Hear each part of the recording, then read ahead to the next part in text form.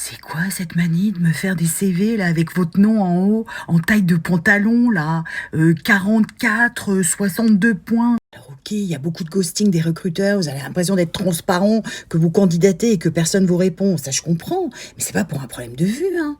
Faut pas oublier que la première question que se pose le recruteur, c'est est-ce que je vais lire le CV ou non? Et ça, il va décider entre 3 à 6 secondes. S'il passe déjà 2 secondes à lire Claire Gaillet, parce que c'est la première chose qui saute aux yeux sur le CV, bon, on peut faire mieux quand même, là.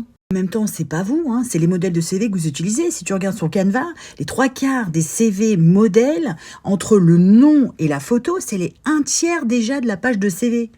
Alors ouais, c'est super esthétique, ils sont sympas ces CV, mais première chose que tu lis, c'est le nom. Et par contre, après, tout est écrit, il faut une loupe. Ce CV, par exemple, il est super beau, mais qu'est-ce que c'est la première chose que tu vois? Bah, c'est la photo. Ça prend les 3 quarts. La photo, après tu lis bonjour, après tu lis jus en haut à gauche, et après tu vois le titre expérience. Et ça fait 7 secondes et t'es déjà passé au CV de Chloé. Alors Chloé, tu vois bien son nom, tu vois sa photo, tu vois graphiste, c'est bien. Après qualité professionnelle, mais t'as toujours pas vu en 6-7 secondes les expériences pro.